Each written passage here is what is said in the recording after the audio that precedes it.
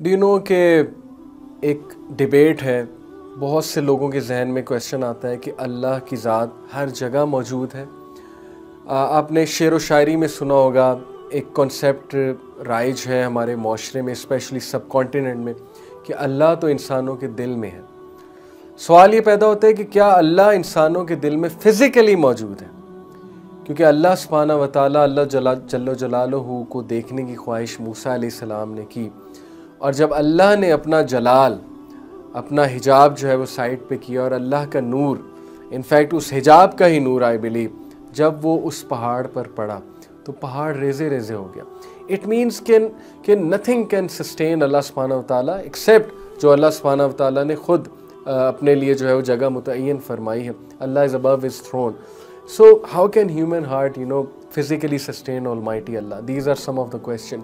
हाँ, अल्लाह ताला हर जगह मौजूद है अपने इल्म के मुताबिक, हर चीज़ का अहाता किए हुए, और यही तो ग्रेटनेस है अल्लाह की। Allah needs not be everywhere, he is above his throne, yet he is taking account of everything. This is God, okay? This is how Allah is the most superior being. He is the controller, he is the cherisher, he is the nourisher. Allah subhanahu wa ta'ala ने मूसा अलैहिस्सलाम और हारून अलैहिस्सलाम को क्या कहा? जब मूसा अलैहिस्सलाम हारून अलैहिस्सलाम को अल्लाह सुब्हानहू व तआला फ़िरऔन की तरफ भेज रहे थे दावत देने के लिए, अल्लाह ने क्या कहा? अल्लाह ने कहा कि indeed I am with you, I hear and I see. तुम लोग घबराओ ना, क्योंकि मूसा अलैहिस्सलाम के दिल में ज़ाहिर है कुछ घबराहट थी कि ऑब्वियसली उधर जाएंगे, फ़िरऔन की बहुत फ़ौज होगी, फ़िरऔन की जो है वो उसका लश्कर होगा, हम वहाँ कैसे एंटर होंगे, उनसे बात कैसे करेंगे, मुकाबला कैसे करेंगे। अल्लाह इज़ रिलीविंग देम। अल्लाह ने कहा कि मैं तुम्हारे साथ हूँ, मैं देख रहा हूँ और मैं हर चीज़ को सुन रहा हूँ। अच्छा, अब अल्लाह का साथ होना, इससे क्या मुराद है? अल्लाह तो अर्श पर मुस्तवी है फ़िज़िकली, जैसे अल्लाह की शान को लायक है। इसके बहुत से दलील, अल्लाह के नबी सल्लल्लाहु अलैहि वसल्लम सही मुस्लिम की हदीस है कि एक सहाबी से थोड़ी सी ज़्यादती, उन्होंने अपनी स्लेव गर्ल को थप्पड़ मार दिया, गुस्से हो गए किसी बात पे, ही स्लैप्ड हर। तो वो अल्लाह के नबी सल्लल्लाहु अलैहि वसल्लम के पास रिमोर्सफुल, रिग्रेटफुल होकर आए। उन्होंने कहा कि मेरे से ये ज़्यादती हो गई है, तो मैं क्या करूँ? तो अल्लाह के नबी ने कहा कि यू हैव टू फ्री हर, और इसका कफ़ारा है कि तुम उसको आज़ाद कर दो, लेकिन उसको पहले बुलाओ, मैं उससे कुछ क्वेश्चंस करूँगा।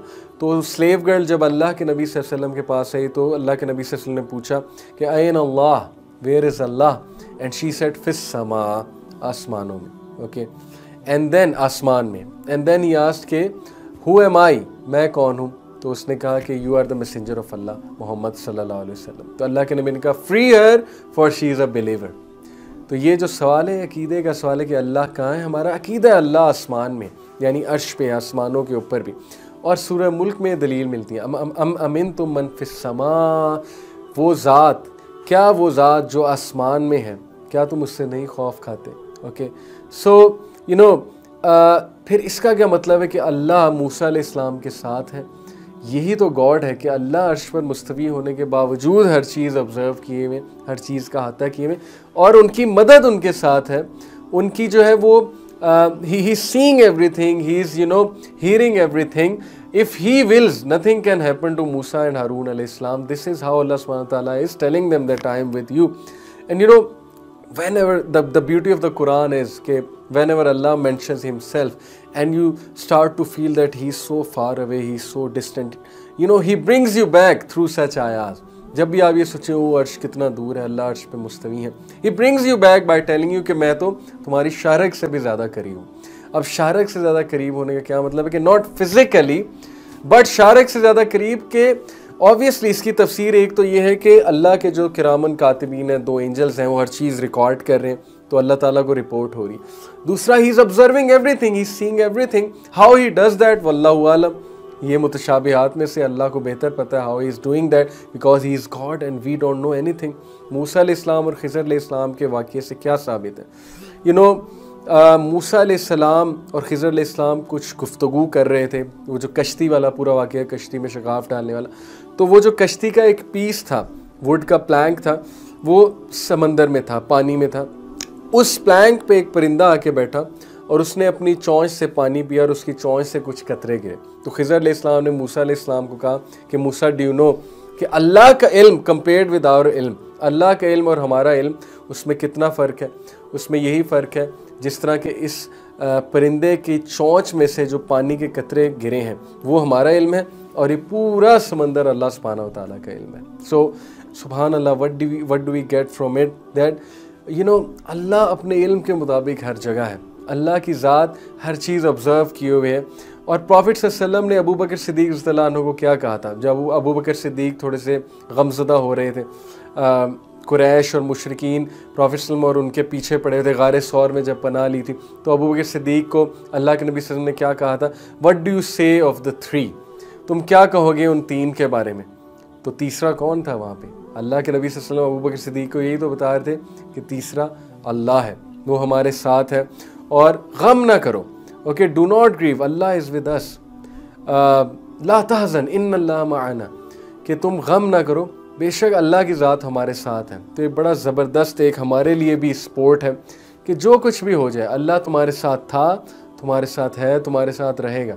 हर चीज़ तुम्हारा साथ छोड़ जाएगी, अल्लाह होगा और अल्लाह तुम्हारा इंतज़ार कर रहा होगा। So the king of the kings, he is not disconnected even from the purest and sinful of his servants. कितनी होपफुल बात है कि उसके जो पूरेस्ट और सिनफुल ऑफ द सर्वेंट है, यानी जो सबसे गुनाहगार है, अल्लाह उससे भी डिस्कनेक्टेड नहीं है। और हमने लोगों को कितना डिस्कनेक्ट कर दिया अल्लाह से। हमने बीच में जो है वो क्या क्या चीज़ें डाल दी हैं कि नहीं पहले ये करो, फिर इसके पास जाओ, फिर उसके पास जाओ, सिफारिश करवाओ, ऐसे करो वैसे करो। वेयरएज़ अल्लाह सेज़ कि मैं तुम लोगों के करीब हूँ, मैं तुम्हारी बात भी सुन रहा हूँ, और कोई भी जो है वो दुआ करने वाला मुझे पुकारता है, मैं उसको आंसर करता हूँ, चाहे वो जितना मर्जी गुनाहगार है, चाहे वो अल्लाह की एग्जिस्टेंस को नेगेट करने वाला भी है। ओके, बल्कि इस पर एक लतीफ़ा भी है कि एथियस्ट जो है जब जहाज़ क्रैश होने वाला होता है तो उनके मुंह से भी निकल जाता है ओ माई गॉड, ओके, या O God help us. So prophet सल्लल्लाहु अलैहि वसल्लम he wanted us to have this idea while making दुआ एज वेल। ही सेड अल फिरदौस is directly above the below the अर्श ऑफ अल्लाह सुब्हानहू व तआला, इट इज़ द हाईएस्ट जन्नह, the rivers of paradise flow from the throne, so ask him for अल फिरदौस। अल्लाह के नबी सल्लल्लाहु अलैहि वसल्लम ने हमें दुआ भी बड़े विजन के साथ करना सिखाई है कि अल फिरदौस की हमेशा ख्वाहिश करो, क्योंकि अल फिरदौस अल्लाह की जन्नतों में टॉप की जन्नत है, और हर जन्नत का दर्जा जो है वो अल फिरदौस के नीचे है। सो अर्श की देखें बड़ाइयत जो है वो मज़ीद इससे वाज़ेह होती है कि अर्श के नीचे अल फिरदौस है। इसीलिए अल्लाह के नबी सल्लल्लाहु अलैहि वसल्लम ने हमें दुआ भी इसी तरह सिखाई कि जन्नतुल फिरदौस की दुआ किया करो, जन्नतुल फिरदौस का सवाल जो है वो किया करो। अर्श is also the greatest station on the day of judgement. In fact we have been told in a हदीस कि अल्लाह के अर्श के नीचे 7 लोग को साया मिलेगा। जब क़यामत वाले दिन बहुत गर्मी होगी, पसीने से शराबूर होंगे लोगों का हाल बुरा हो रहा होगा, लोगों को शेड चाहिए होगा, 7 खुश नसीब लोग हैं, 7 टाइप्स ऑफ पीपल जिनको अल्लाह के थ्रोन के नीचे शेड मिलेगी। और हमारे लिए अल्हम्दुलिल्लाह कितनी खूबसूरत बात है, कितनी मोटिवेशन है कि उन 7 में से एक नौजवान है, यानी एक टाइप उस नौजवान की है जिसका दिल मस्जिद से लगा होता है, ओके, जो फितरों की जगह को अवॉइड करके मस्जिद में बैठता है, मस्जिद जाता है, he likes going to the mosque. And then one of them is, एक जो टाइप है वो उस नौजवान की है जिसको गुनाह की बड़ी चाहत हो, लेकिन वो अल्लाह से डर के गुनाह को छोड़ दे। एन उस वक्त जब वो गुनाह करने जा रहा है वो अल्लाह से डर जाए और अल्लाह से डर की वजह से वो गुनाह को छोड़ दे, वो टाइप भी अल्लाह के अर्श के नीचे होगी। फिर इसमें एक हाकिम आता है जो इंसाफ करने वाला, फिर उसमें वो लोग आते हैं जो एक दूसरे से खालिसतन अल्लाह के लिए मोहब्बत करते हैं, एक दूसरे को फ़ायदा अल्लाह के लिए पहुंचाते हैं, किसी ग्रीड के लिए नहीं, मटीरियलिस्टिक रीज़न के लिए नहीं। फिर इसमें वो लोग भी आते हैं जो किसी का कर्ज़ माफ़ करते हैं, ओके, किसी को कर्ज दिया हुआ उसका कर्ज अल्लाह को खुश करने के लिए माफ़ करते हैं, and so on and so forth. The 7 type of people who will be under the shade of almighty Allah, under the shade of throne of almighty Allah. And prophet सल्लल्लाहु अलैहि वसल्लम व्हाट ही सेड कि जब मुझे होश आएगा क़यामत वाले दिन, मैं अल्लाह के अर्श की तरफ भागूंगा, and I will see Musa अलैहिस्सलाम already clinging to one of the pillars of throne. क्या साइट होगी वो कि अल्लाह के नबी मूसा अलैहिस्सलाम को ही विल बी क्लिंगिंग, चिमटे होंगे one of the pillars of the throne के साथ।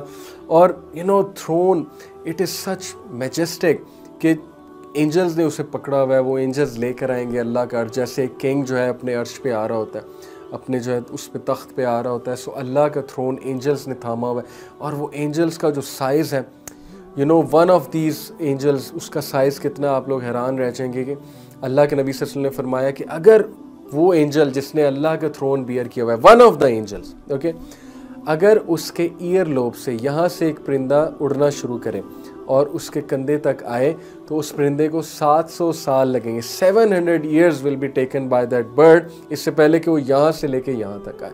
सो imagine the gigantic size, the greatness of those angels, and they are some of the greatest angels जिन्होंने अल्लाह के अर्श को जो है वो थामा हुआ है। And these angels are always glorifying the perfection of Allah, and Allah is basically independent of the bearers of throne। इसका ये मतलब नहीं है कि अल्लाह को नाउज़ बिल्लाह उन्होंने उठाया हुआ है, थ्रोन को उन्होंने उठाया हुआ है, which is the roof of all the creation।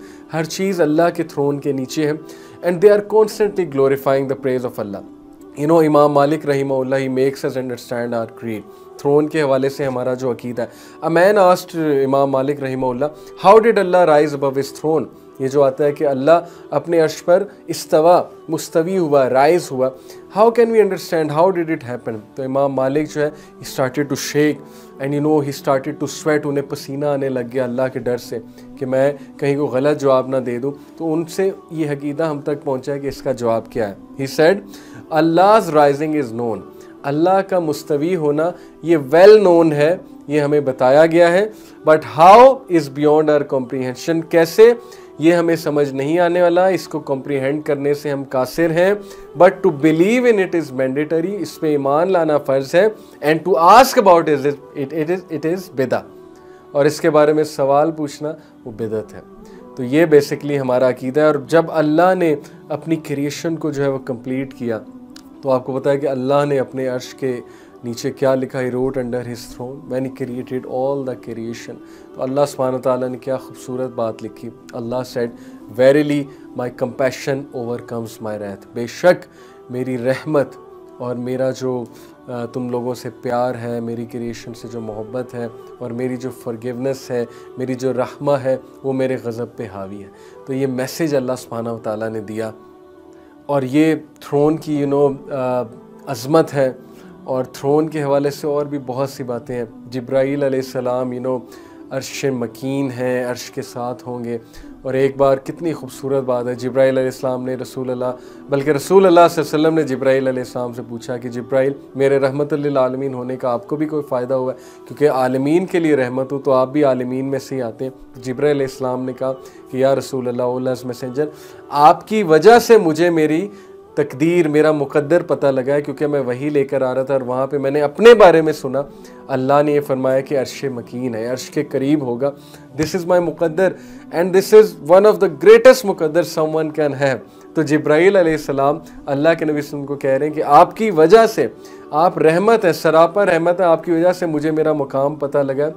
और अल्लाह के जो एंजल्स हैं जिनका ऑनरेबल मेंशन किया है, और अल्लाह का थ्रोन शेक भी किया। हज़रत साद बिन मुआज़ की जब डेथ हुई, the throne of almighty shook, why? Because of joy, कि साद की रूह आ रही है। Such was the greatness of Saad bin Muaz रज़ियल्लाहु तआला अन्हु, जो ग़ज़वा खंदक के मौके पे तीर उन्हें लगा था, फिर वो शहीद हो गए। उनकी ग्रेटनेस देखें कि अल्लाह का अर्श आउट ऑफ जॉय शेक कर रहा है कि साद की रूह आ रही है और यहाँ पर आएगी, तो वो उससे मिलने के लिए, यानी थ्रोन इज़ अलाइव टू, उससे मिलने के लिए एक्साइटेड हो रहा है और शेक कर रहा है। सो आई प्रे टू अल्लाह सुब्हानहू व तआला, अल्लाह ताला हमें भी नेक बनने की तौफीक अता फरमाए। और जब हम दुआ करें अल्लाह से जन्नत अल फिरदौस की दुआ करें, क्योंकि वह थ्रोन के बिल्कुल करीब है। और अल्लाह ताला जो है वो हमारे मामलात में आसानी फरमाए और हम सब को अल्लाह ताला हिदायत पे रखे।